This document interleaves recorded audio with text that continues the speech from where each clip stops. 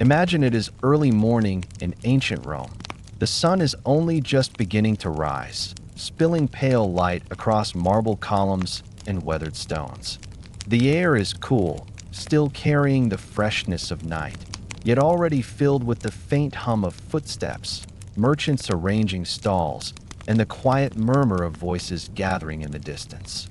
You are standing at the edge of the Roman Forum, the very heart of the empire, a place where politics, trade, and daily life once flowed together like water through a great fountain beneath your feet.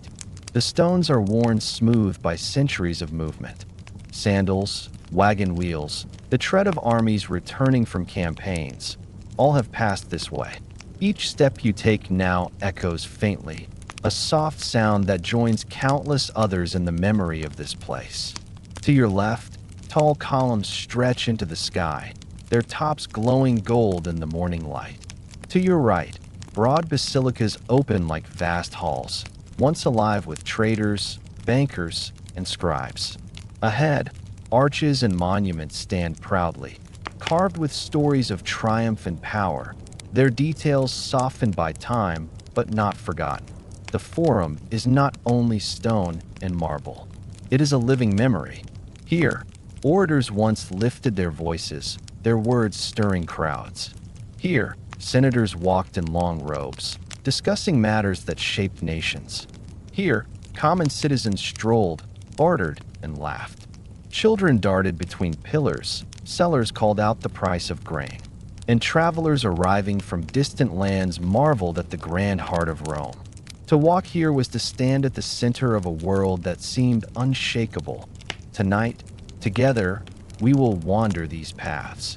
We will move slowly, letting each detail unfold, as if you too were walking through the Forum at dawn, hearing the faint echo of sandals and feeling the hush of history around you. This will not be a tale of battles or conquests, but a quiet journey through the daily pulse of a place that once held the life of an empire. So settle in. Let the sounds of the modern world fade. Imagine the cool stone beneath your feet, the rising sun above ancient columns, the steady rhythm of footsteps on worn paths. And if you enjoy walking with history in this way, remember to like and subscribe so these calm journeys can find you again. Now, let us begin our walk through the Roman Forum. The first light of dawn rests gently on the ancient stones, turning their pale surfaces into shades of gold and soft gray. As you step forward, you feel the coolness of the morning air against your skin, crisp and clean, touched with the faint smell of smoke from distant hearths and the earthy scent of stone that has held centuries of footsteps. The Forum stretches out before you like a vast stage, silent yet filled with whispers of 1,000 days gone by. At this hour, the place is almost empty. The great city of Rome is stirring, but here in its heart, the morning has just begun. The wide paving stones under your feet are cool to the touch, still damp from night's dew. Each stone is worn and uneven, polished smooth in places by sandals, wheels, and hooves that once passed in endless streams. Looking down, you realize that every mark beneath you is the imprint of lives long past. Merchants hurrying to set their stalls, senators striding toward meetings, children darting between crowds. Each step you take seems to echo faintly, as though the Forum remembers. Ahead, the columns rise tall and proud, some standing whole, others broken, their marble faces glowing faintly in the early sun. They look like sentinels, guardians of memory, silent and unshaken despite the centuries. Shadows cling to their bases, stretching across the stone ground, as if reluctant to leave with the coming light. Birds perch high above, their wings brushing against the air, their cries sharp and clear, mingling with the soft sounds of the city waking. On one side, the outlines of great basilicas emerge from shadow. These vast halls once sheltered voices of trade, argument, and law, but now in the stillness of dawn they seem like hushed giants, their empty arches framing the quiet sky. The stones of their walls carry warmth from the first rays of sunlight, and as you look upon them, you can almost imagine the low murmur of clerks setting down their wax tablets, the rustle of robes as men shuffled in, ready for a day of business. The streets leading into the forum are beginning to stir. A cart creaks on wooden wheels, pulled slowly by a weary mule, its driver humming under his breath. The sound of sandals slapping against stone grows closer, the first merchants making their way to the stalls where they will sell bread, fruit, or pottery. Their voices are low, carrying in the still morning air, not yet the busy hum of midday, but a softer rhythm that speaks of beginnings. You pause at the entrance, taking in the scale of it all. The forum is not just one space, but many woven together. A wide open square lined with columns and arches, flanked by temples, basilicas, and monuments. Each corner tells its own story. To your left, the remains of a triumphal arch glisten faintly, carved with scenes of battles that once brought glory to Rome. To your right, the foundations of an older shrine sit quietly, its stones darker, rougher, as though holding memories even older than the empire itself. Ahead, the open square spreads wide, its paving stones leading you deeper into the heart of the city. The light is changing now. As the sun climbs higher, the shadows retreat, and the forum reveals more of itself.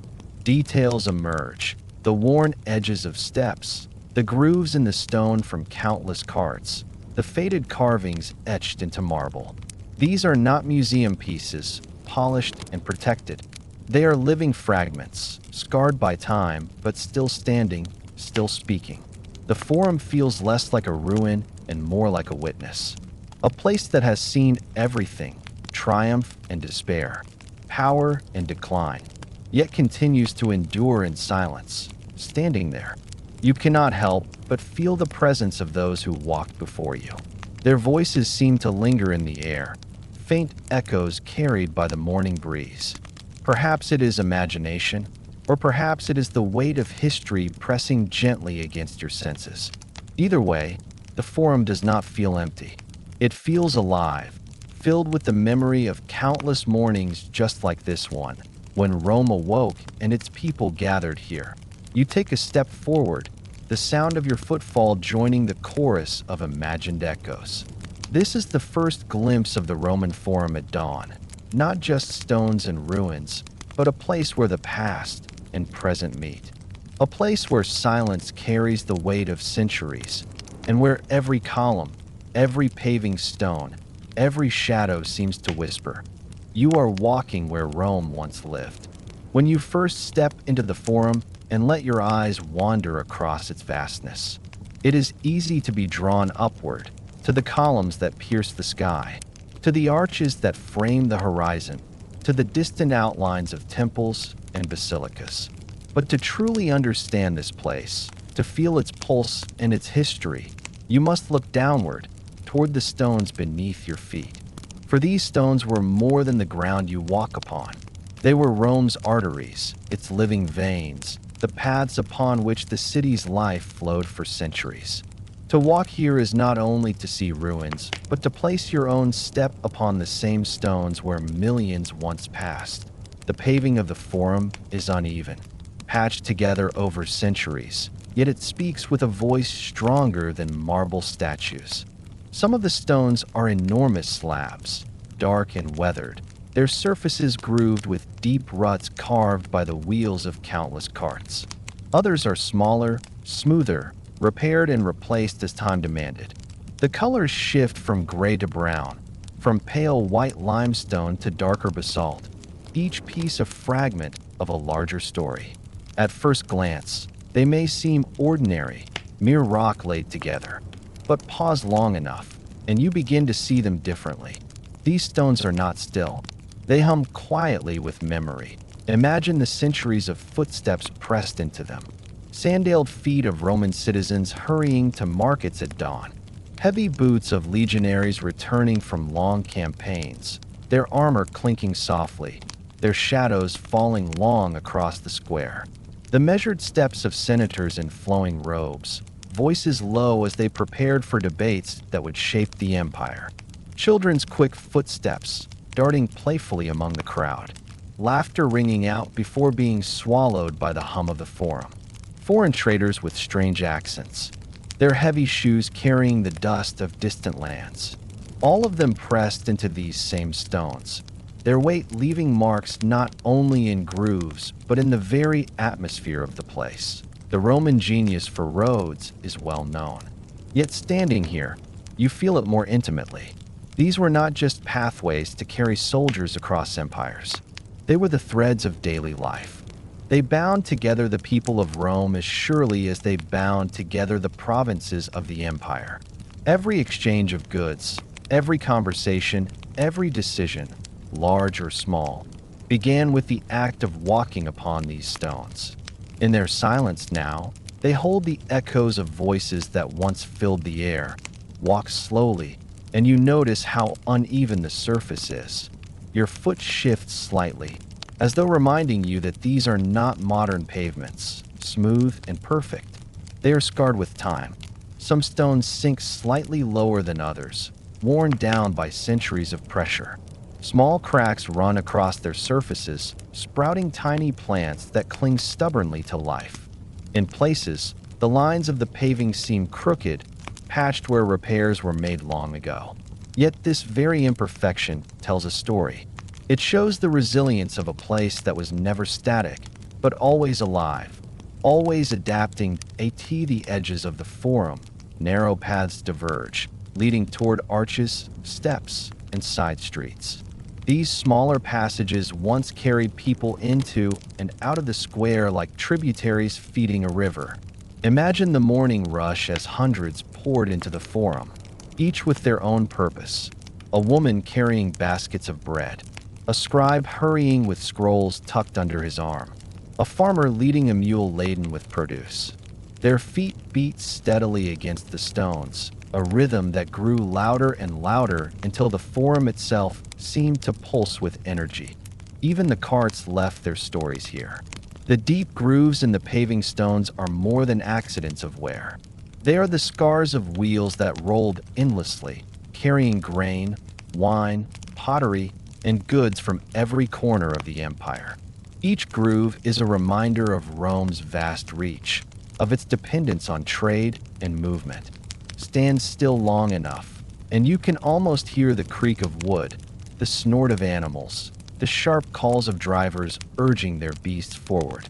The air would have been filled with dust, the stones trembling faintly under the constant passage. What seems silent now was once alive with motion. The stones beneath your feet also carried more solemn steps.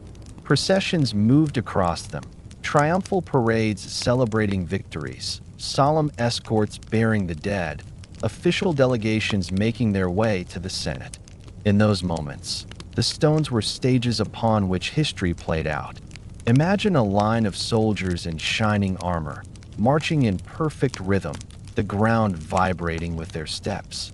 Behind them, generals rode in chariots, their wheels pressing deeply into the grooves. Citizens crowded along the edges, their feet pressing into the stones as they leaned forward to watch, to cheer, to shout. These same stones absorbed the weight of triumph and sorrow, of celebration and loss. But for all the grandeur, most footsteps were ordinary. A boy running to fetch water, a girl carrying a clay jug, a merchant setting out baskets of olives, a craftsman on his way to work. These daily rhythms are what gave the stones their true meaning. They were not only paths of power, but of life itself. Every small act of movement, repeated thousands of times, wore the surface smooth, shaping the forum into the living heart of the city. Pause again and look closely at one stone. See how its surface dips slightly in the center, like a shallow bowl. That curve is not the work of design, but of centuries of feet pressing down.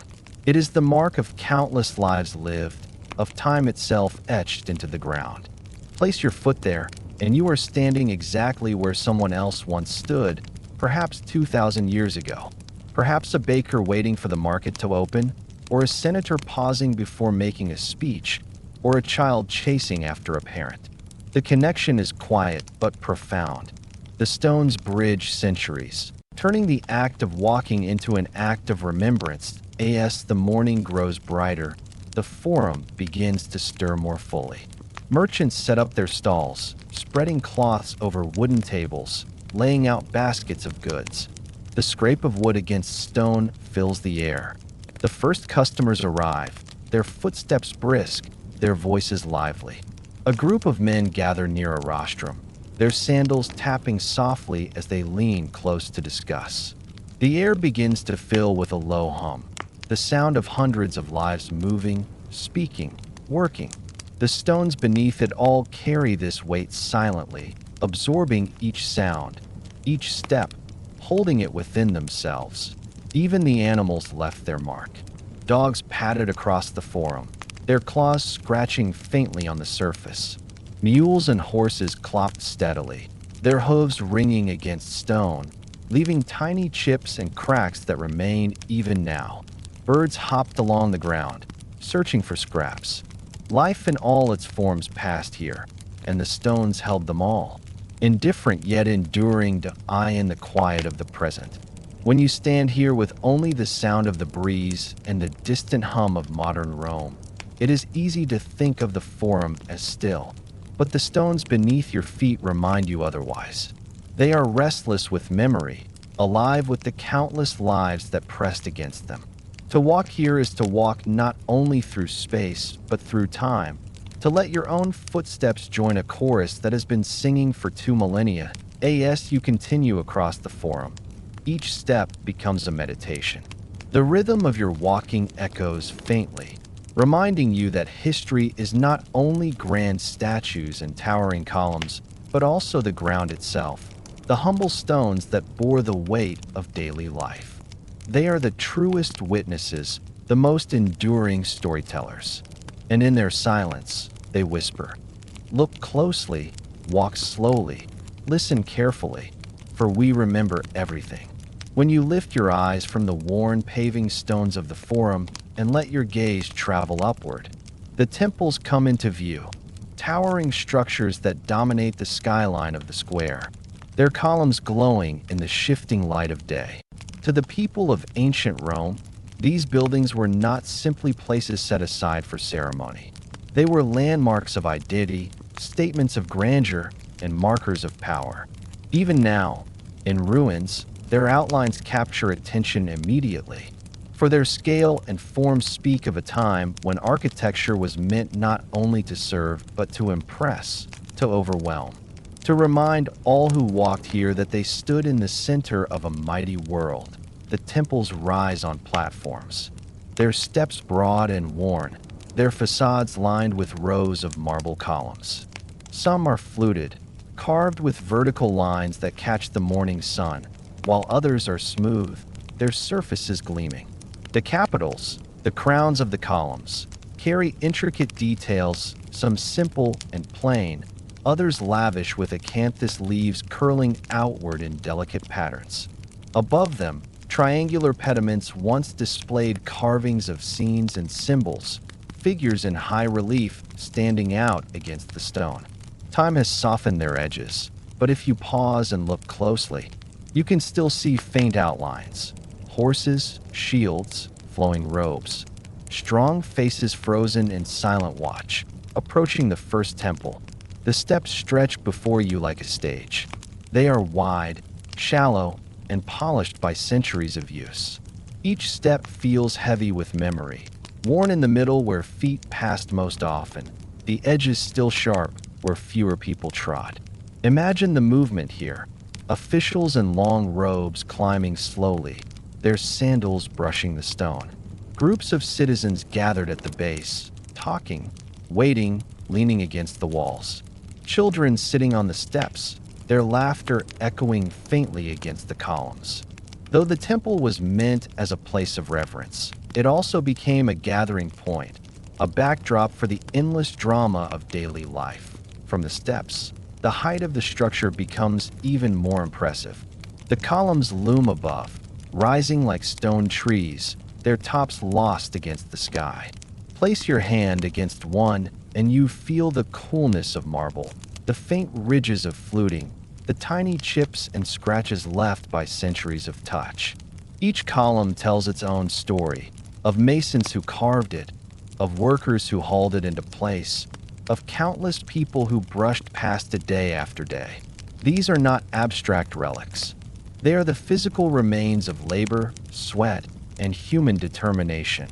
Beyond the columns lies the inner chamber, dark and still, its air cooler than the outside square.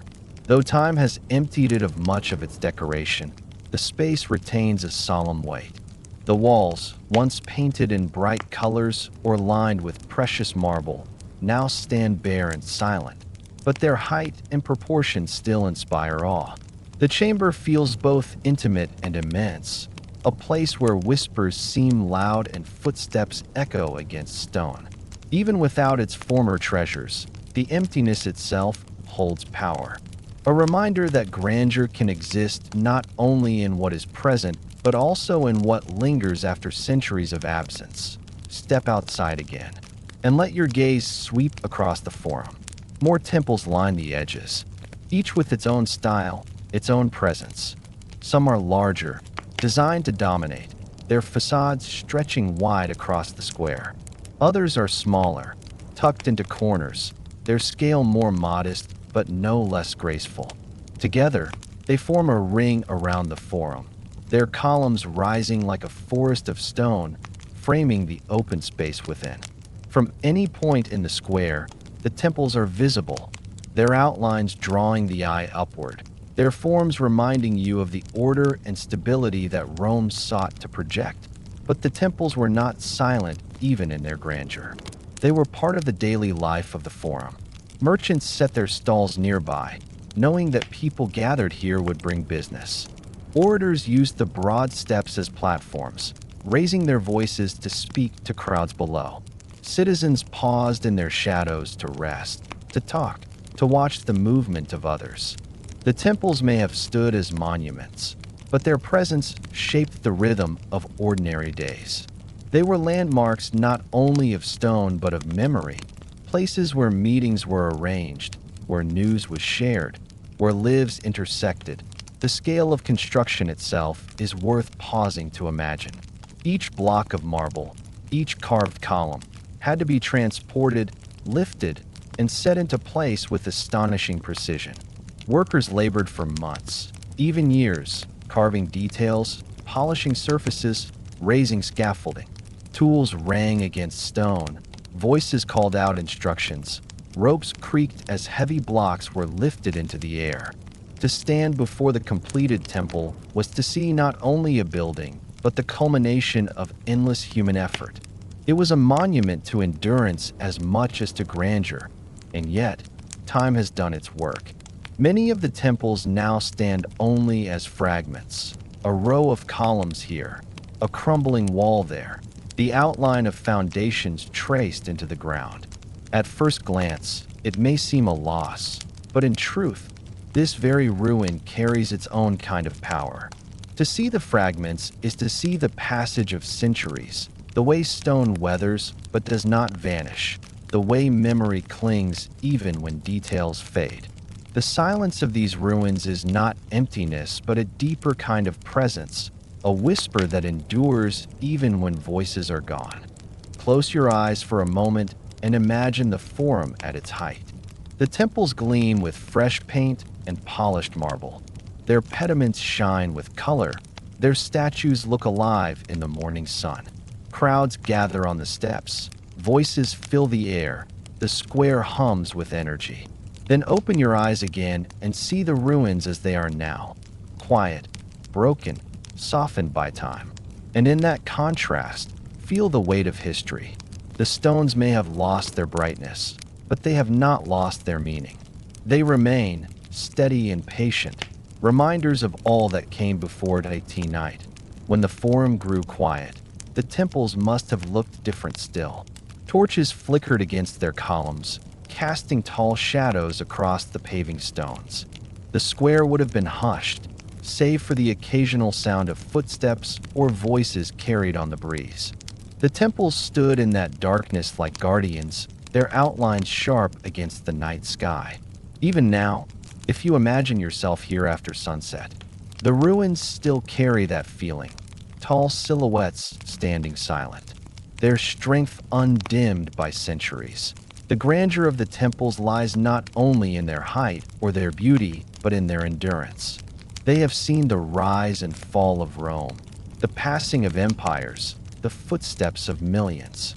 They have stood through triumphs and tragedies, through times of plenty and times of despair. And still they remain, their columns reaching toward the sky, their stones holding memories deeper than words. To walk among them is to walk through layers of time. Each step carries you across centuries. Each glance reveals fragments of stories long past. The temples do not shout their history. They whisper it, slowly, patiently, to those willing to pause and listen.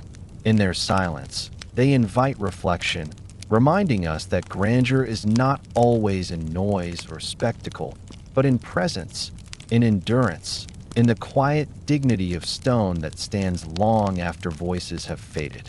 When you step away from the open paving stones of the Forum and let your gaze drift toward the long rectangular buildings that line its edges, you begin to see another world unfold.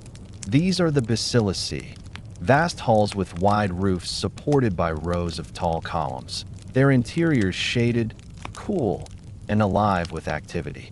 To the casual visitor, they may seem like simple meeting places, but in truth, the Basilici were the lungs of the Forum, spaces where the breath of Rome itself rose and fell with every deal struck, every case argued, every conversation whispered beneath the echoing arches. Unlike the temples, which reached upward in silent grandeur, the Basilici stretched outward, their scale horizontal rather than vertical.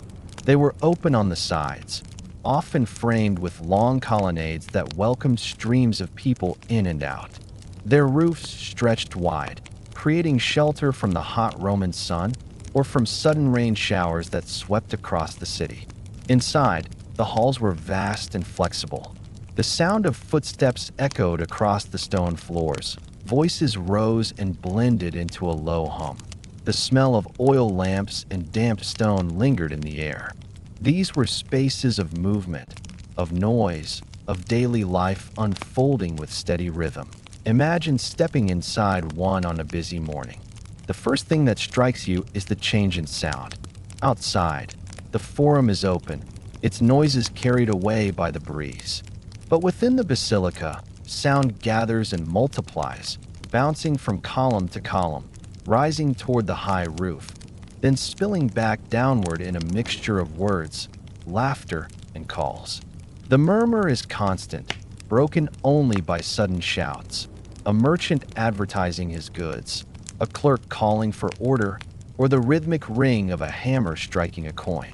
The echo makes even small conversations feel larger, as though every voice is amplified by the stone.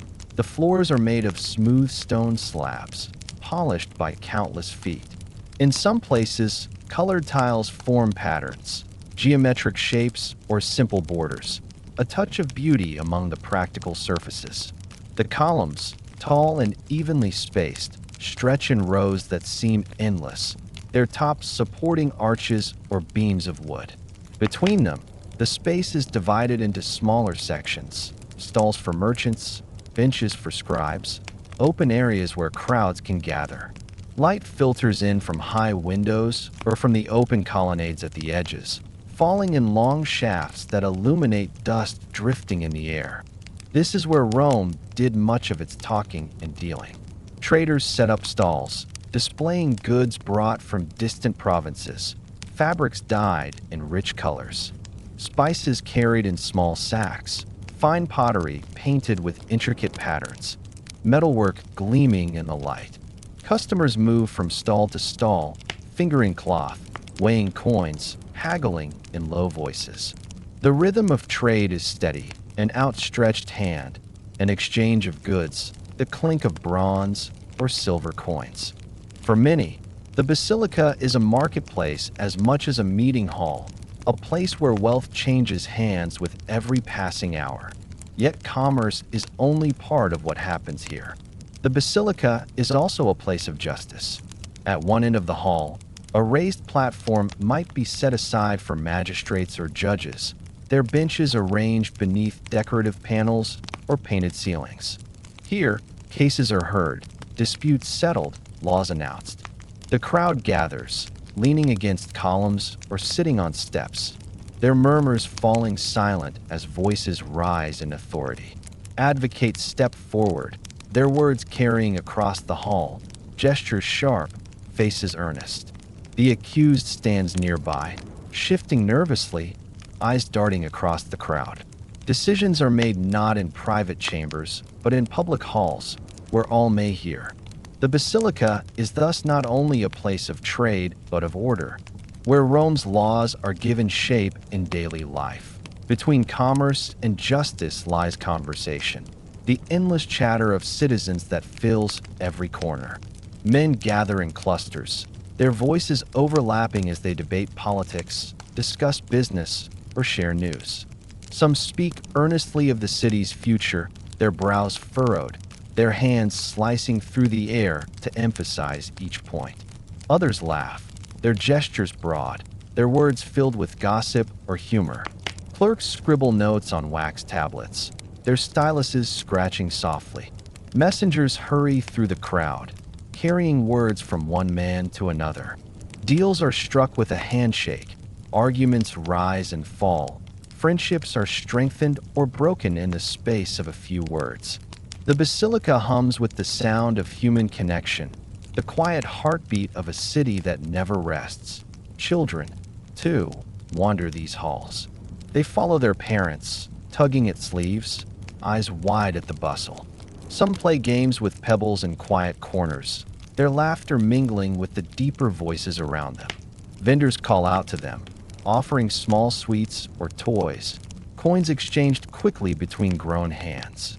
Even in the seriousness of trade and law, life is never absent, for the basilica is a space open to all. Pause for a moment and lean against one of the columns. Feel its cool surface, smooth where countless shoulders have brushed against it. Look down the long rows, where shafts of light fall in golden lines, dust motes drifting lazily. Close your eyes and listen. The basilica speaks in layers. The low murmur of voices, the sharp ring of a coin, the scrape of sandals on stone, the occasional shout rising above it all. It is a chorus of daily life, not grand or heroic, but steady, constant, and deeply human as the day wears on. The rhythm shifts. In the morning, trade is busiest, with stalls crowded and voices loud. By midday, the heat of the sun drives some outside, while others linger in the shade of the hall, resting on benches, sipping water from clay cups, wiping sweat from their brows.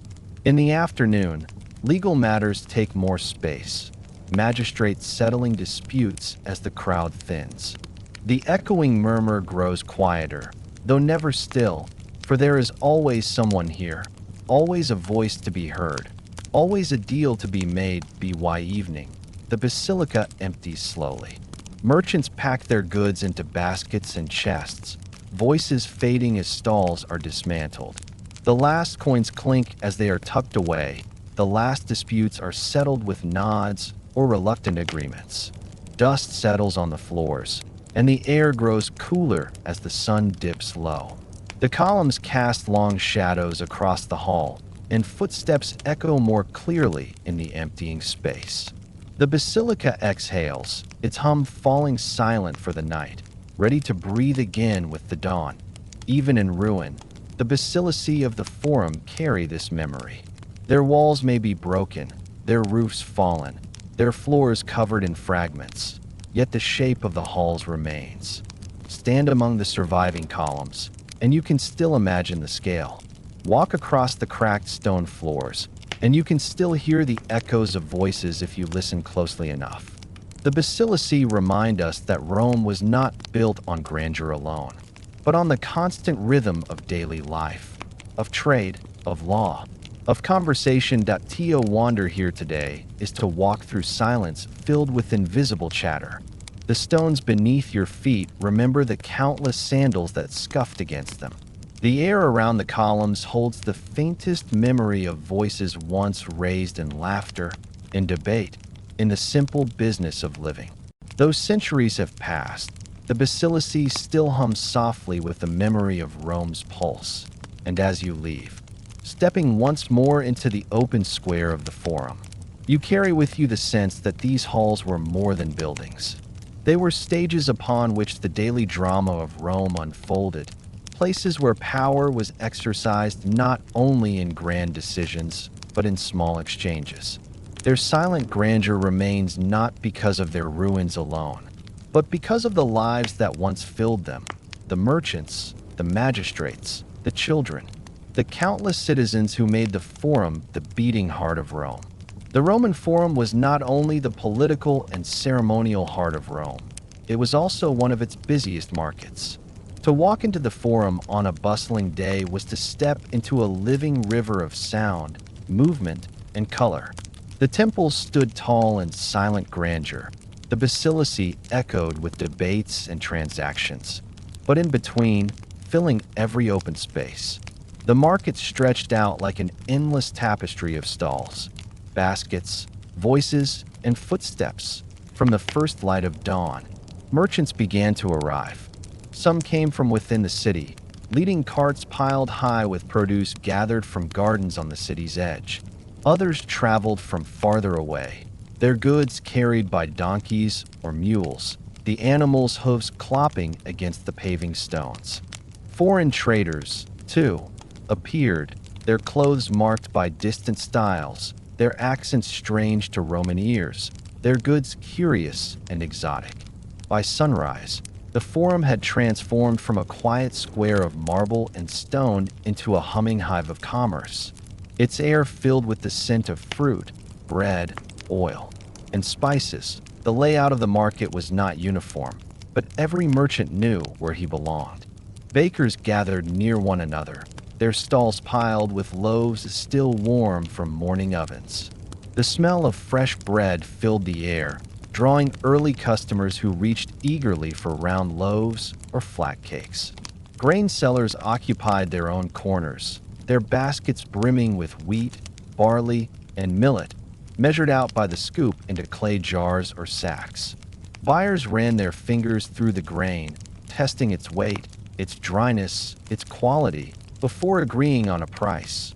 Fruit and vegetable sellers brought color to the market. Bright oranges and reds of pomegranates and apples, the green of cabbages and leeks, the pale hue of onions, the deep purple of figs, all arranged in baskets or laid out on wooden boards.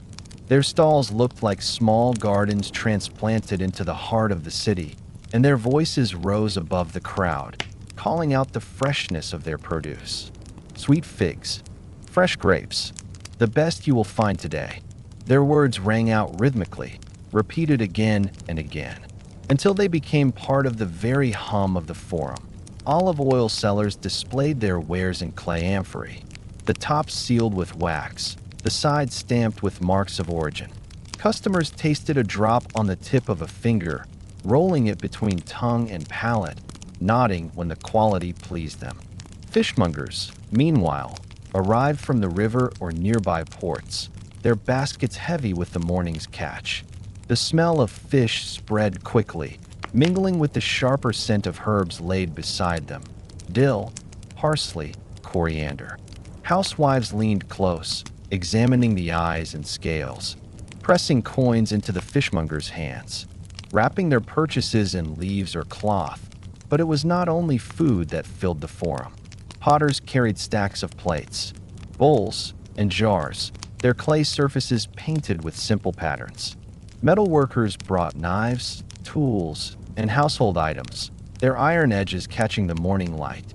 Cloth sellers draped fabrics over wooden poles, their dyed colors, deep reds, blues, and yellows, rippling in the breeze. Some stalls sold sandals, baskets, or rope.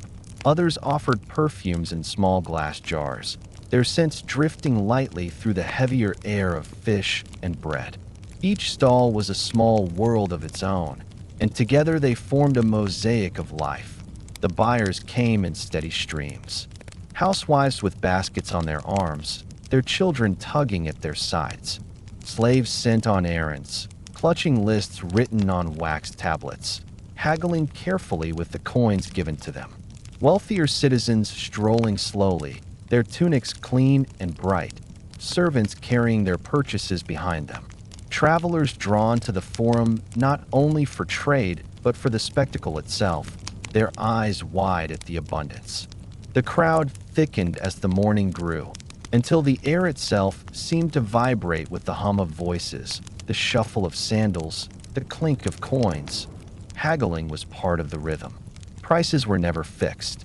They danced between buyer and seller with every exchange. A merchant called out one number. The customer shook his head and named another.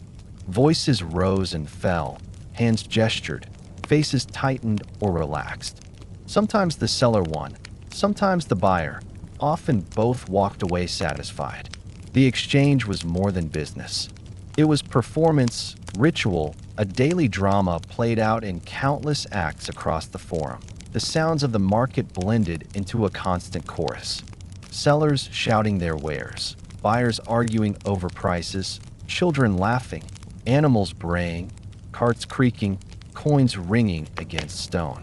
Over it all lay the low hum of countless conversations, merging into a sound like the sea, always moving, always changing, yet steady in its rhythm. If you closed your eyes, you could feel the forum not as a square of stone, but as a living, breathing organism, pulsing with the energy of its people. The smells were just as vivid. Bread fresh from the oven, its crusts crackling, herbs crushed beneath hands, releasing sharp and fragrant oils. Fish laid on boards, their briny scent strong. Fruit split open, its sweetness drifting through the air. Olive oil warm from the sun, earthy and rich. All these scents mingled into one, filling the forum with an aroma that was not always pleasant, but always alive. Step closer to a stall, and you might see the details more clearly. A baker cutting loaves with a quick, practiced hand, dust rising from the crust as he slices. A woman weighing grain in her palm, her lips pursed as she considers the price. A child biting into a fig, juice running down his chin as his mother scolds him softly. A potter turning a bowl in his hands, showing the glaze to a customer. These small details, repeated 1,000 times, gave the market its heartbeat. The bacilli nearby added to the life of the market. Their shaded spaces drew merchants who needed shelter, and their echoing halls amplified the chatter of buyers and sellers. People moved easily between the bacilli and the open square, carrying goods, exchanging news, blurring the line between business and trade. The forum was not divided into separate functions. It was one continuous flow of voices, footsteps, and exchanges, spilling from temples to bacilli to open stalls. Foreign traders added an extra note to the chorus.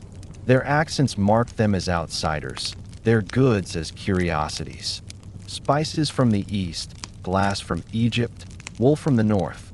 All of these made their way into the forum. Roman citizens leaned close, their eyes wide, fingering fabrics or inhaling scents they had never known. Prices were higher for these goods, but so too was the fascination. The forum was not only a marketplace of Rome, but of the world Rome ruled. Its stones bearing the weight of goods and voices from far beyond the city's walls that as the day wore on. The sun rose higher, heat pressed down, and the crowd shifted. Some stalls emptied, their goods sold, their sellers packing baskets to leave. Others grew busier, buyers rushing to secure what remained. Shadows shortened, and the air grew thick with dust and noise. Yet still the hum continued, unbroken, steady as breath. The forum did not pause. It moved with the rhythm of life, constant, endless, as natural as the rising and setting of the sun late afternoon. The market began to thin. Merchants packed their goods, folding cloth, stacking pottery, tying bundles of herbs. The last coins clinked into hands. The last loaves were sold. The last fish wrapped. Voices grew quieter, footsteps lighter. The air cleared slowly, the square opening once more, the noise fading into silence. By evening, the forum was again a place of stone and shadow, its market gone, its hum replaced by the soft whisper of wind between columns. Yet the memory lingered. The stones beneath your feet still held the echo of footsteps. The air still seemed to carry a faint trace of bread and spice. Even in silence, the forum remembered the hum of exchange, the voices of sellers and buyers, the rhythm of life that had filled it for centuries. As you walk deeper into the forum, past the basilicity with their constant hum of trade and the stalls where merchants call out prices, your eyes are drawn toward a raised platform of stone and marble. It is not as tall as the temples, nor as vast as the basilicity, but it holds a presence that is undeniable. This is the rostrum, the speaker's platform, the place where voices once rose to fill the square, where words carried the weight of power, and where the crowd gathered to listen, to shout, to respond. The rostrum is simple in form but powerful in meaning. A wide platform, reached by steps at the side, its front decorated once with the bronze prows of captured enemy ships, trophies that gave the structure its name. These bronze rams gleamed in the sunlight, reminders of Rome's victories, of its strength at sea and on land. Even now, though the bronze is long gone, the stones still carry the memory of their shine, the echo of their presence. To stand before the rostrum is to feel the weight of history, not in silence, but in sound. Imagine approaching it on a morning when the forum is already alive with voices. The market hums behind you, merchants calling, buyers haggling. Children laugh in the shadows of columns. But ahead, a crowd gathers, their voices low, their eyes fixed on the platform. The murmur grows as more arrive, sandals slapping against stone, bodies pressing close together. Some climb onto steps or lean against columns to see better. Others shield their eyes against the sun, waiting for the figure who will soon appear above them. Then, a man steps forward onto the rostrum. His robe flows around him. His hand lifts to command silence. Slowly, the murmur fades. The crowd shifts, bodies leaning forward, ears straining to catch the first words. And when he speaks, his voice carries, not only by strength of lungs, but by the echo of stone and the stillness of attention. Each word rises into the air, bouncing against the columns and walls of the forum, reaching even those at the edges of the square.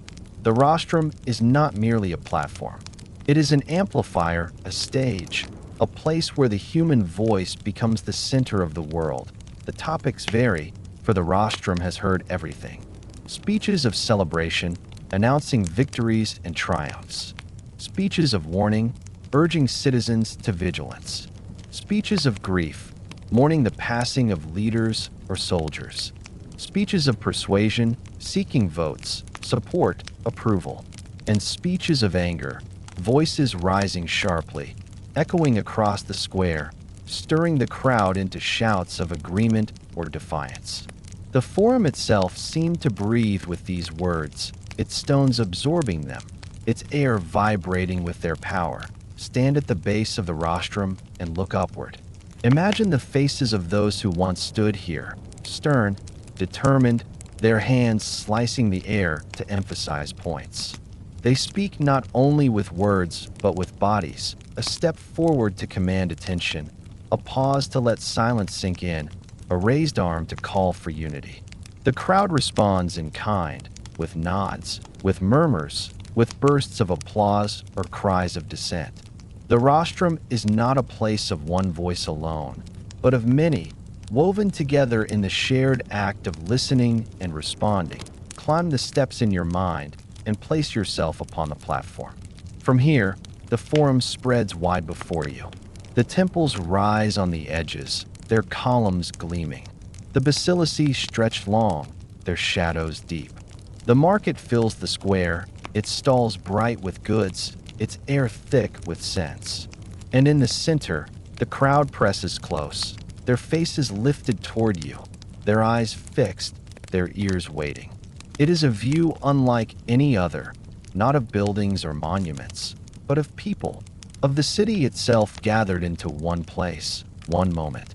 Listening, the orators who spoke here were not only men of words, but men of performance.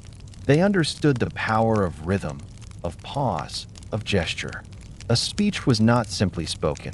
It was delivered, crafted, shaped like a piece of art. Voices rose in crescendos, then dropped into whispers that drew the crowd closer. Arguments unfolded step by step, leading listeners from agreement to conviction. Emotion was stirred with stories, with images, with appeals to pride, to fear, to hope. Each speech was a performance, and the rostrum its stage, but not all moments were grand. Sometimes the rostrum was a place of simple announcements, a new law proclaimed, a decision explained, a public notice given. The words may not have carried passion, but they still carried weight, for to stand here was to speak with authority, with the voice of the city itself. Even the most ordinary announcement gained dignity from the platform. The crowd gathering because they knew that words spoken here mattered. The crowd itself was a character in these moments. Men and women pressed together, slaves standing beside citizens, children on their parents' shoulders. Faces reflected every emotion: joy, anger, sorrow, confusion. Hands waved in agreement, fists shook in defiance, arms crossed in skepticism. The air was alive not only with the voice from the rostrum, but with the murmurs and shouts that answered it. The forum was not silent listening. It was a dialogue, a living exchange between speaker and listeners, each shaping the other. Sometimes the rostrum was a place of tension. Voices rose not to inspire, but to divide, to rally one side against another. Crowds shouted back, the air thick with argument, with anger. Sandals stamped against stone, hands waved in protest. The rostrum became not only a stage, but a battlefield of words, where victory or defeat was measured not in swords but in shouts, not in blood but in persuasion. And yet, in quieter moments, the rostrum also held peace. A leader's voice thanking the people for their patience. A simple story shared to remind citizens of their shared identity. A call for unity after division, for calm after unrest. These words, too, carried power, soothing the crowd, reminding them of their place as one city, one people. The rostrum could stir chaos, but it could also bring stillness, its voice a balm against the noise of life day as the day ended, and the sun sank low. The rostrum stood empty once more. The crowd dispersed, sandals scuffing softly against stone as people returned to their homes. The platform remained, its steps quiet, its surface bare, its presence unchanged. But the air still seemed to hold the echoes of voices, as though the words lingered, refusing to fade. Even in silence, the rostrum spoke, a reminder that this was the place where Rome listened, where Rome decided, where Rome remembered. Today, in ruins, the rostrum still holds its power. The bronze rams are gone, the platform worn, the stones chipped and broken. Yet stand before it, and you can still imagine the voices. Stand upon it, and you can still feel the weight of eyes upon you, the hum of the crowd, the energy of the forum gathered below. The rostrum is no longer filled with speeches, but it is still filled with memory, with the silent grandeur of words that once shaped a world. To walk past, it is to walk past more than stone. It is to walk past the stage upon which the city itself once performed, where words were weapons, shields, and bridges. It is to remember that power lies not only in armies or monuments, but in the human voice, lifted in passion, carried across a square, heard by a crowd, remembered by history. And so, as you move onward, leaving the rostrum behind, its presence lingers. You hear the faint echo of voices in the air, the rhythm of words that rose and fell long ago. The rostrum whispers still, reminding you that here, in the heart of Rome, words mattered.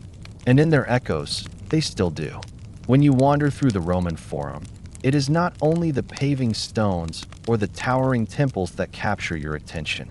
Scattered among them, standing in proud silence, are the monuments of memory, the triumphal arches and statues that once spoke loudly of Rome's victories, of its heroes, of its power.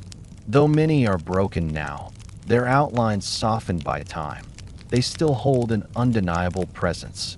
To walk among them is to walk among the city's memories, to pass through stone and bronze that once proclaimed, Rome has conquered, Rome endures. The triumphal arch is one of Rome's most distinctive forms of commemoration. Tall, broad, and richly decorated, each arch was both a gateway and a statement. Built of stone and marble, framed by columns and crowned with sculpted reliefs, they stood at the edges of the forum or across its pathways, their wide openings allowing processions to pass through. To walk beneath an arch was not merely to cross space. It was to cross history, to step into the memory of triumphs celebrated with pomp and pride. Imagine one such arch in its prime. The morning sun strikes its surface, turning white marble to gold. Carvings leap into clarity, soldiers marching in perfect lines, captives with bowed heads, treasures carried on wagons, gods and symbols watching from above. Every surface tells a story, each detail carved with precision, meant to remind every passerby of Rome's victories. Citizens approaching the forum stop to gaze upward, tracing the figures with their eyes, murmuring to one another about battles won, lands conquered, power secured. Children crane their necks, pointing at the images, learning the names of generals and emperors through the language of stone. During a triumphal procession, the arches came alive. Soldiers marched beneath them in glittering armor, their shields catching the sun, their boots striking the paving stones in steady rhythm. Captives followed, their chains rattling softly, their faces etched with sorrow. Wagons groaned under the weight of treasures, gold, silver, exotic animals, objects from distant lands. The general, crowned with laurel, rode proudly in his chariot, his gaze fixed ahead, the cheers of the crowd echoing around him. As the procession passed beneath the arch, the monument framed the moment, transforming the march into history, the fleeting event into lasting memory. The statues, too, spoke with silent voices.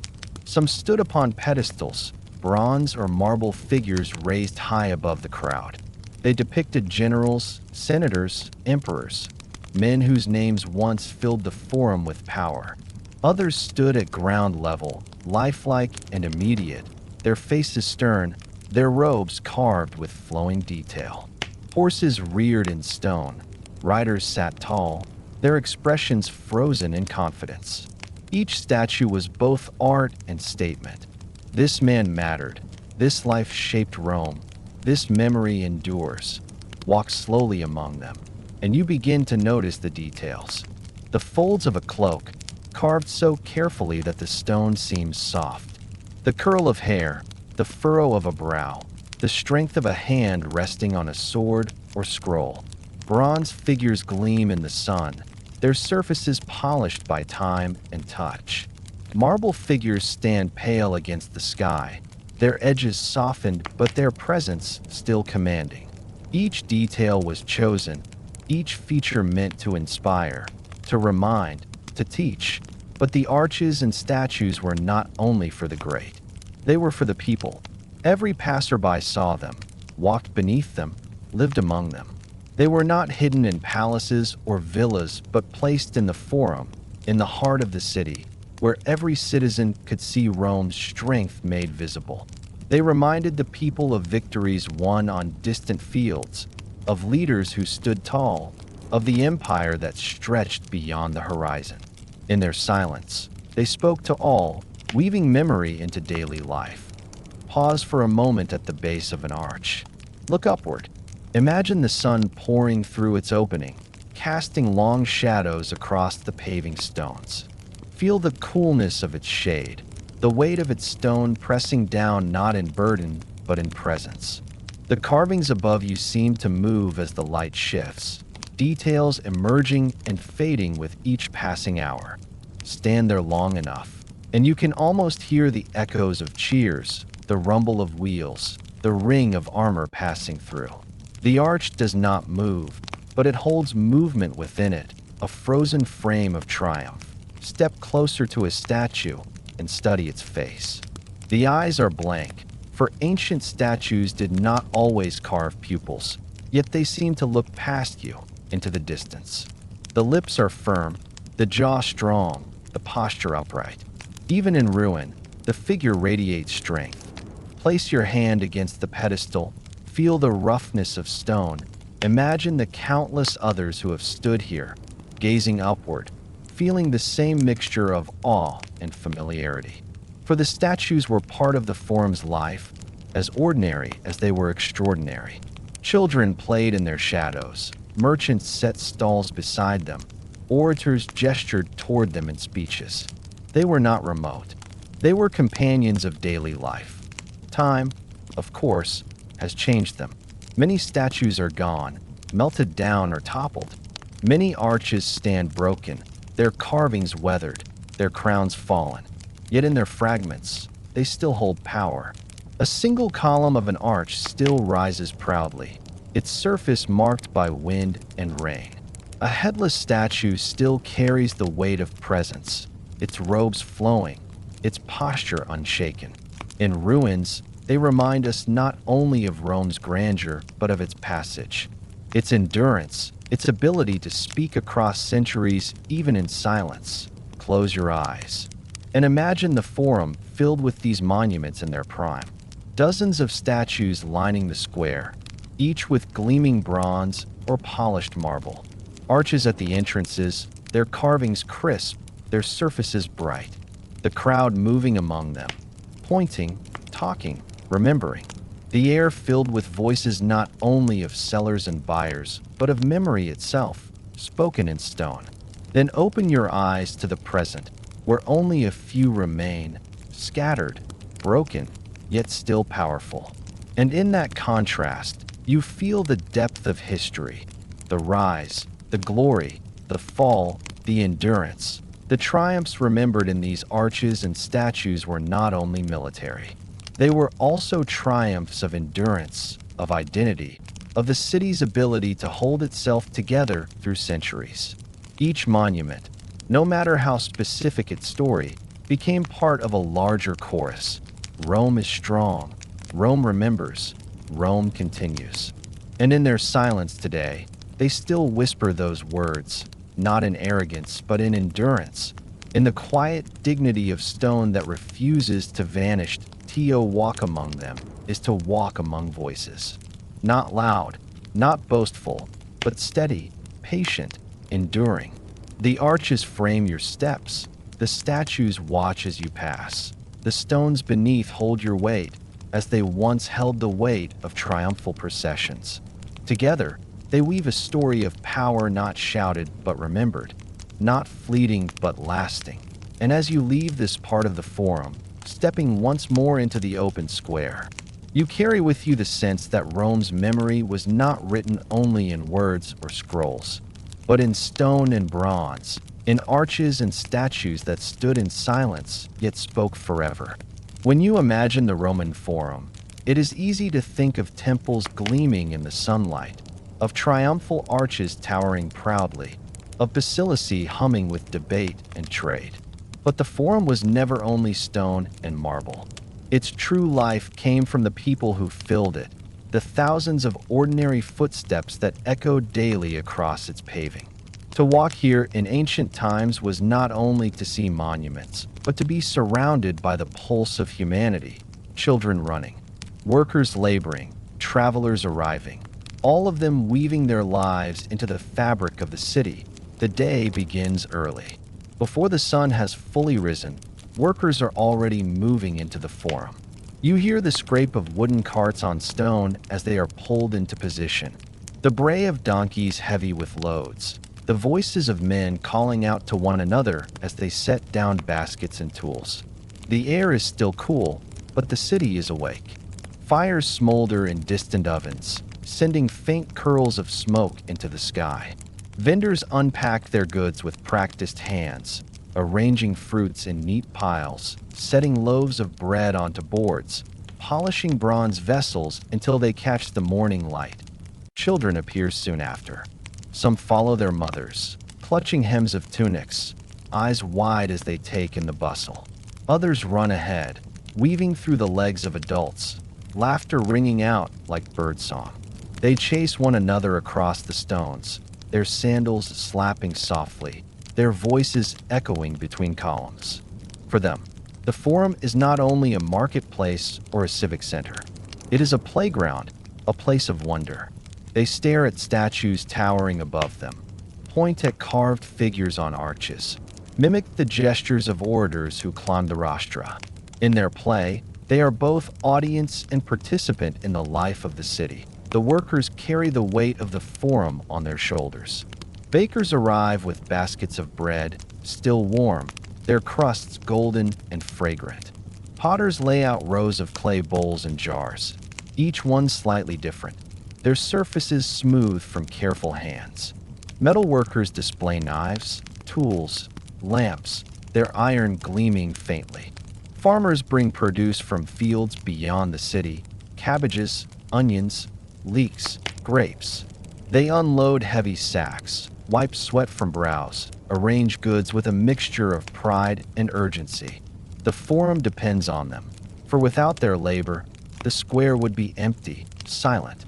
Their hands shape the daily rhythm. Though their names are rarely remembered, travelers enter from the city's gates, their sandals dusty from the road, their clothes carrying the marks of distant lands. They pause at the edge of the Forum, taking in the vastness, the temples, the statues, the crowds. Some carry goods to trade, fabrics from the east, glass from Egypt, wool from the north. Others come with messages, news, stories from provinces far away. Their voices carry accents unfamiliar to Roman ears. Their gestures mark them as outsiders. Yet here in the Forum, they blend into the flow of people. Becoming part of the great current of the city, the Forum is not quiet for long. By mid-morning, the square is alive with sound. Merchants call out their wares: fresh figs, sweet grapes, the best bread in the city. Buyers respond with questions, their voices rising in argument over prices. Children laugh, dogs bark, donkeys bray. The clang of a hammer rings from a smith's corner, the scrape of a knife cutting bread, the creak of a cart while turning slowly. Voices blend into a chorus, not chaotic but steady, like the hum of bees in a hive. This is the heartbeat of Rome, not in speeches or decrees, but in the daily rhythm of ordinary people. Pause for a moment and watch the movement. A woman bends to examine grain, her hand sifting through golden kernels before nodding in approval. A boy holds out a coin, small and worn, in exchange for a handful of nuts. A traveler unfurls a cloth dyed in brilliant purple, showing it to curious onlookers who reach to touch its smooth surface. A scribe sits on a low bench, stylus scratching across a wax tablet as he records accounts for a merchant. A laborer rests in the shade, drinking water from a clay cup, wiping dust from his face. Every detail is small, but together they weave the texture of daily life. The Forum is also a place of chance encounters. Friends meet unexpectedly in the crowd, clasping hands, exchanging news. Strangers strike bargains, their eyes sharp, their voices steady.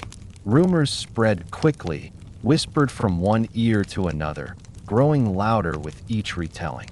A new law announced, a victory celebrated, a scandal whispered. The Forum carries it all. For many, it is not only a place to buy and sell, but to hear the latest, to stay connected, to feel part of the living body of Rome.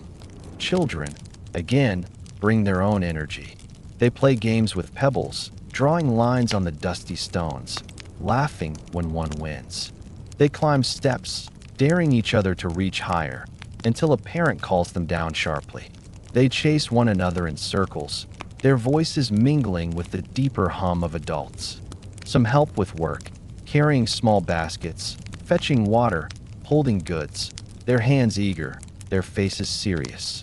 For them, the forum is both a school and a stage, teaching them the rhythm of life, preparing them for the roles they will one day play. Workers pass constantly, their labor invisible yet essential. Men repair broken stalls, hammering nails into wood, tightening ropes. Sweepers clear dust and debris, their brooms scratching softly against stone. Water carriers move steadily, clay jars balanced carefully, the cool liquid sloshing with each step. The smell of sweat mingles with the scent of bread and herbs, the sound of labor blending into the wider hum. Without them, the forum would falter. With them, it thrives, alive each day from dawn to dusk. Travelers, too, shape the atmosphere. Some arrive weary, their bodies slumped, their eyes scanning the crowd with caution. Others arrive proud, their heads high, their goods exotic, their stories vivid. They speak of lands beyond the sea, of deserts and mountains, of strange customs and distant wars. The Romans listen, curious, skeptical, amused. Deals are struck, goods exchanged, but beyond commerce there is fascination. A sense that the forum is not only the heart of Rome, but the crossroads of the world. As midday arrives, the heat presses down.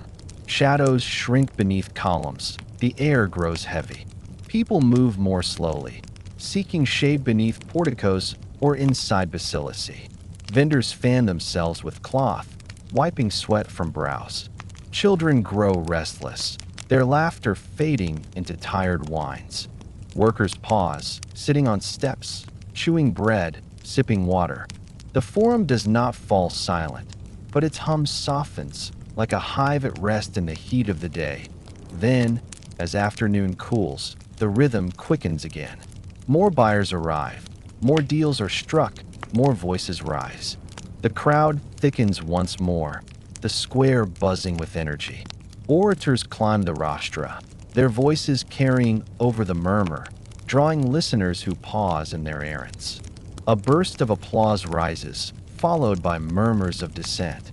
The forum is not only a market, but a stage, where words, goods, and lives all intermingle in constant exchange. By evening, the day begins to fade. Merchants pack their goods, folding cloth, stacking pottery, tying baskets. Workers sweep again, clearing dust and scraps. Children, tired now, cling to parents' hands, their earlier laughter replaced with yawns. Travelers find places to rest, some leaving the forum, others staying in inns nearby. The air cools, shadows lengthen, voices grow quieter. The forum exhales, its hum softening into silence. Yet even in the quiet, the memory lingers. The stones beneath your feet still carry the warmth of the day, the echo of footsteps, the faint whisper of voices. The statues seem to watch, silent witnesses to the ebb and flow of life. The arches still frame the space, holding the memory of processions and crowds. The forum does not sleep. It remembers, its silence filled with the hum of all the days that came before it. See the forum as it truly was. You must see its people. Not only the senators and generals whose names are carved in history, but the children who played, the workers who labored, the travelers who arrived and departed. They were the lifeblood of the square, the reason the stones are worn smooth, the reason the space was alive. Their voices may be gone, but their presence remains, woven into the very fabric of the place. And so, as you walk through the forum today, imagine them beside you. A child laughing as she runs past, a worker wiping sweat from his brow, a traveler pausing to tell a story of distant lands. Their footsteps join yours, their voices blend into the silence. Their lives remind you that history is not only monuments and ruins, but people, ordinary, countless, enduring. As the long day in the Forum begins to bend toward evening, the air shifts in ways both subtle and profound. The brightness of noon fades, and with it, the bustling energy of the square softens. The voices of merchants, once sharp and insistent, grow lower. The laughter of children, so lively in the morning, becomes subdued as weariness sets in. The clatter of carts, the bray of donkeys, the hum of countless footsteps, all of it begins to slow, to settle, to dissolve into the calm rhythm of nightfall. The first sign of evening comes in the lengthening of shadows. Columns that stood tall and proud all day now cast long, dark lines across the paving stones. Statues loom larger in silhouette, their faces swallowed in dusk while their outlines sharpen against the fading sky. The triumphal arches, once bright with sunlight, now become doorways into shadow, their carvings blurred as light slips away. The Forum itself seems to change shape, stretching, softening, transforming from a square of bustling activity into a landscape of quiet forms, of stone and shadow. Vendors begin to pack their stalls. The baker stacks empty baskets, brushing crumbs from the boards where his loaves once lay.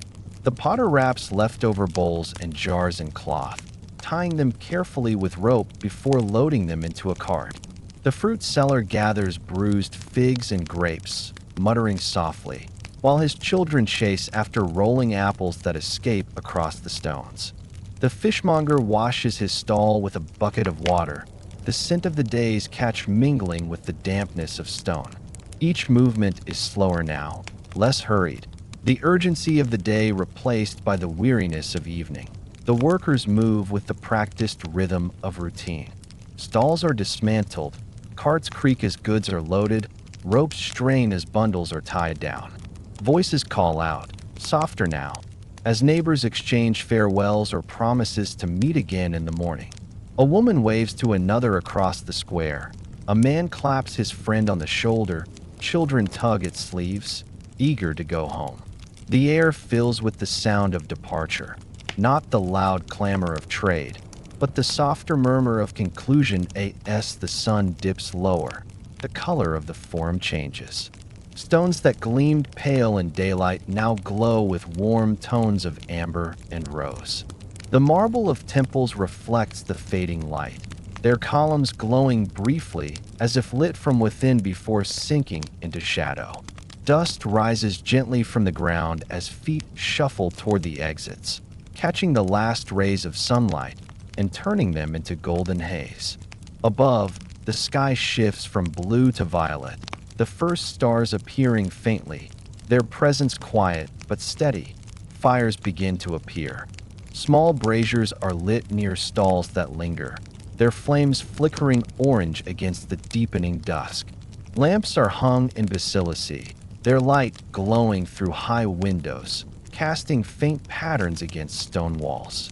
Torches flicker along pathways, their smoke curling into the night air. The Forum takes on a softer glow, no longer bright with sun but illuminated with fire, its light moving, dancing, alive. The square becomes both quieter and more intimate, its vastness softened by the warmth of flame. People linger in groups, even after trade is done. Friends gather on steps, their voices low as they share stories of the day. A father tells his children a tale of Rome's past, his words rising and falling as they listen with wide eyes. Two merchants, their business concluded, share a cup of wine, their laughter breaking the quiet in bursts before fading again. Strangers exchange words of news, of rumors, of distant lands. The Forum, though emptying, remains alive, its hum transformed from noise to murmur, from clamor to conversation. Travelers find places to rest. Some set up small fires on the edges of the square, cooking simple meals, their smoke rising into the night. Others spread blankets against walls, their bodies weary from long journeys. A donkey brays softly, pawing at the ground, while its owner strokes its neck, whispering calm words. The Forum becomes a resting place as much as a marketplace, a shelter for those between destinations, a pause between days. Children grow drowsy. No longer chasing one another across the stones, they now lean against their mothers, their eyelids heavy, their voices soft. A boy yawns widely, rubbing his eyes with small fists.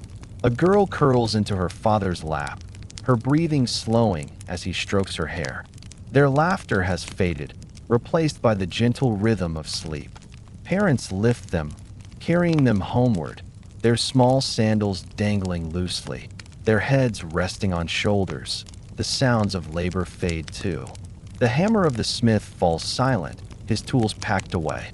The sweepers finish their work, gathering the last scraps, their brooms resting against walls. The water carriers depart, their jars empty, their steps heavy. The day's work is done, its energy spent, its rhythm closed.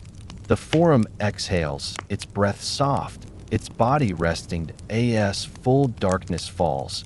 The Forum transforms again. The fires glow brighter now, their light flickering against columns and arches.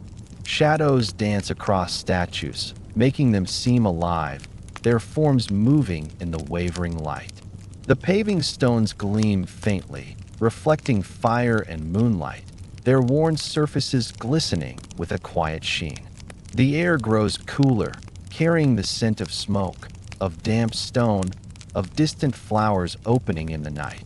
The voices of the city fade into the background, replaced by the soft whisper of wind through colonnades. Silence deepens, though it is not emptiness. It is filled with memory, of footsteps, of voices, of lives lived. The Forum holds these memories like the stones hold heat, slowly releasing them into the night.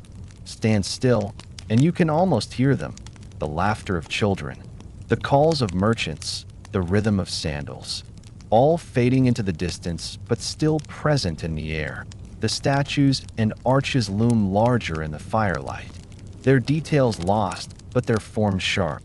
They watch in silence, guardians of the square, their presence steady, their patience endless. The temples stand dark, their columns black against the sky, their steps empty, their grandeur softened. The basilicii, too, are quiet, their vast halls empty, their echoes stilled. The Forum becomes a place of shapes and shadows, of silence and memory, of rest after the long hum of the day. For those who remain, the Forum at night is a place of calm. A merchant sits beside his cart, staring into the flames of a small fire, his thoughts drifting. A traveler lies on a blanket, gazing up at the stars, his body weary but his mind alive with wonder. A guard walks slowly along the edges, his footsteps steady, his eyes watchful, his presence quiet but reassuring. Life continues, but at a slower rhythm, a softer pulse. At last, the fires burn low. The last voices fade. The last footsteps echo into silence. The Forum lies in shadow, its stones cool, its monuments still. The night belongs not to noise but to quiet, not to crowds but to solitude. Yet even in this stillness, the Forum remains alive, for its silence is filled with the hum of memory, with the whispers of all who passed before, with the promise of all who will return at dawn. The Forum at evening is not the Forum of triumphs or decrees, not the Forum of bustling trade or fiery speeches. It is the Forum of humanity, of people leaving, of shadows lengthening, of fires glowing softly in the dark. It is the Forum that rests, that breathes, that endures. And in its quiet, you find the deepest truth of all, that history is not only in the moments of noise and glory, but in the silence that follows, in the simple act of departure, in the quiet memory of lives lived and gone. When you step into the Roman Forum today, it is not the living, breathing city of 2,000 years ago that greets you, but a quieter world, a landscape of ruins, fragments, and memory. The Forum has become a place where time itself seems layered, where silence rests upon stones that once pulsed with life, and where every column, every broken arch, every worn step whispers of what was. To walk here now is not only to see history, it is to feel it underfoot, to breathe it in the air, to let it unfold slowly in your mind like a story told in whispers. The first impression is one of openness. The Forum, once crowded with buildings, stalls, and people, now spreads wide beneath the sky. Where once basilicity enclosed vast halls of chatter, now only lines of columns remain, their broken tops reaching upward like fingers pointing to the past. Where temples once gleamed in marble and paint, now stand bare foundations, steps leading to empty spaces, columns weathered by centuries of sun and rain. The rostrum, stripped of its bronze trophies, stands in quiet dignity, its platform empty, its voice gone. The arches still rise, some proud, some broken, their carvings softened, their power diminished but not erased. The Forum is both less and more than it was, less in its material grandeur, but more in its ability to evoke memory, to invite reflection, to remind us that history endures even in fragments. Walk slowly along the paths, and you notice how uneven the stones are. The paving, once smooth from countless feet, is now cracked, shifted, covered in grass in places. Your steps echo differently, hollow in some spots, solid in others, as though the ground itself has changed its tone. Birds hop across the stones, their cries sharp against the silence. The hum of the ancient crowd is gone, replaced by the faint murmur of the modern city beyond, distant and detached. Yet if you close your eyes, you can almost hear the echoes return, the laughter of children, the shouts of merchants, the cadence of an orator's speech. The Forum remembers, even if faintly. Columns rise everywhere, some whole, some broken, their marble surfaces streaked with age. Moss grows in cracks, lichen spreads in pale patches. The fluting, once sharp and precise, is now softened, blurred, like wrinkles on an old face. Yet they still stand, proud, defiant, reaching toward the sky as they always did. Place your hand against one, and you feel its coolness, its solidity. Imagine the countless hands that touched it before, workers setting it in place, citizens brushing against it as they passed, children running their fingers along its grooves. The column is both present and absent, both itself and a memory of what it once supported. The temples are ruins now, their chambers empty, their decorations gone. Yet the steps remain, wide and worn, inviting you upward. Climb them, and you stand where countless others once stood, looking out over the square. The view is different now. No bustling crowd, no market stalls, no triumphal processions. But the feeling is the same. To stand above the Forum is to feel its weight, its significance, its place at the heart of a world that once seemed eternal. The silence makes it easier to imagine, to let the past return in your mind, to see what is no longer there. The arches, too, endure in fragments. Some rise whole, their carved reliefs still visible, soldiers marching, captives bowing, treasures displayed. The details are faded, but the stories remain, etched into stone that has survived centuries. Other arches are broken, their tops collapsed, their sides leaning, their carvings lost. Yet, even in ruin, they frame the sky, their shapes reminding you of victory, of pride, of the endless desire to remember. Walk beneath one, and you feel the same sensation that countless others did, of passing through history, of being framed by triumph. The stones whisper not of glory now, but of endurance, of survival, of the way memory clings even when time strips away its surface. Statues are gone, most melted, broken, or lost. Only fragments remain, a headless torso, a foot carved in marble, a pedestal that once bore a figure. Yet these fragments speak too. A broken hand still shows strength in its curve. A cracked robe still flows with grace. A pedestal still bears inscriptions, faint but legible. naming men whose lives shaped the Forum. The absence itself becomes presence, reminding you that all things fade, but traces endure, enough to tell stories, enough to whisper across centuries. Modern visitors walk among these ruins. Their footsteps are soft, their voices hushed, as though the space demands respect. Some pause to read signs. Others gaze upward in silence. Still others sit quietly, letting the place wash over them. Cameras click, pens scribble in notebooks, eyes wander across the landscape. The Forum has become not a place of daily life, but a place of reflection, a museum without walls, a stage where the past and present meet in silence. Yet in this silence, life persists.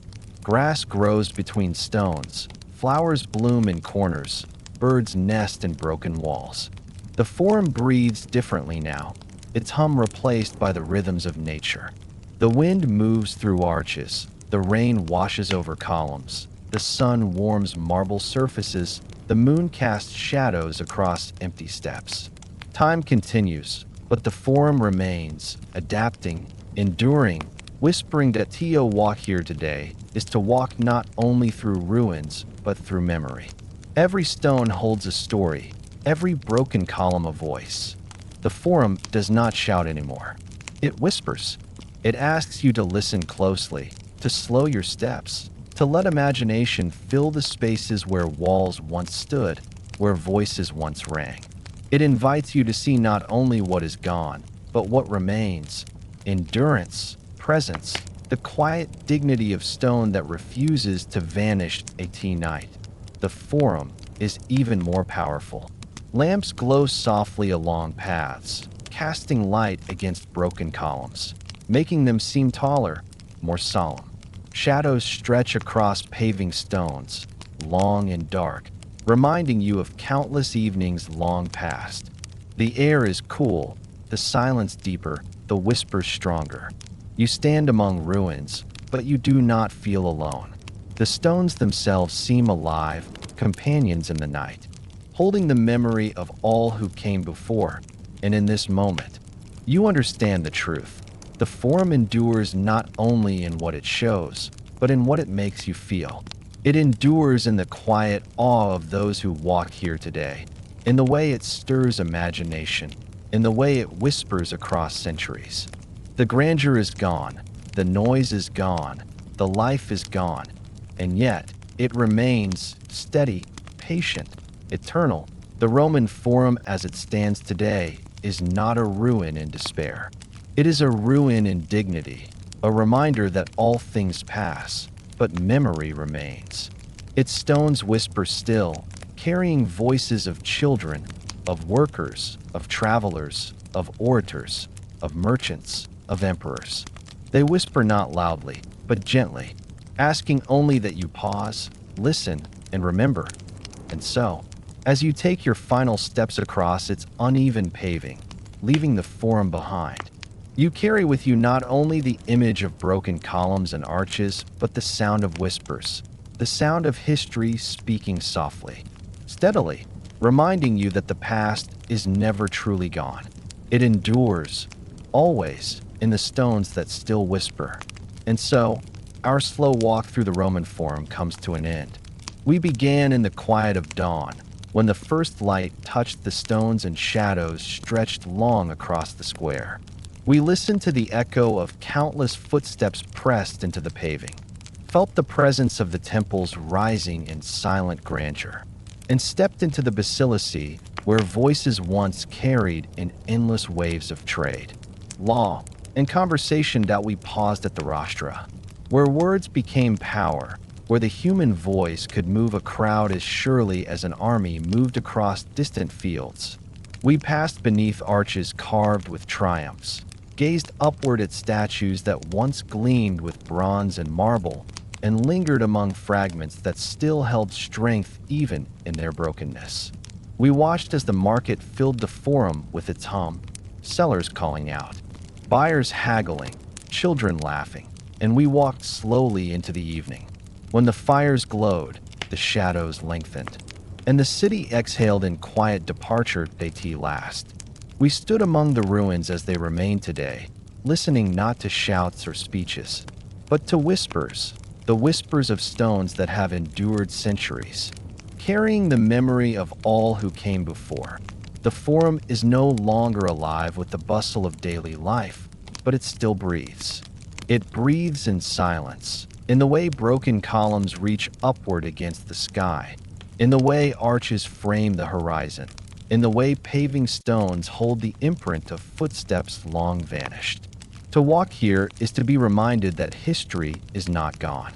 It is present in the air, in the stones, in the very silence that surrounds you. Perhaps that is the gift of the forum today. It does not overwhelm with noise or spectacle. Instead, it invites you to slow down, to listen, to let the quiet strength of endurance speak. It reminds you that the grandeur of Rome was built not only in triumphs and monuments, but in the daily lives of countless people. Children running across the square, workers carrying baskets, travelers pausing to gaze in wonder. Their voices may be gone, but their presence remains, woven into the fabric of this place. And as you drift toward rest tonight, let the forum's calm linger with you. Imagine the glow of torches against marble, the hush of footsteps fading into night, the steady patience of stone beneath a sky filled with stars.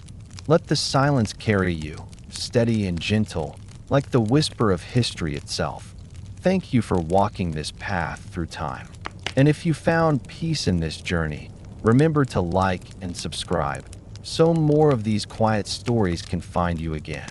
Until next time, sleep well, and let the whispers of the past guide you into dreams.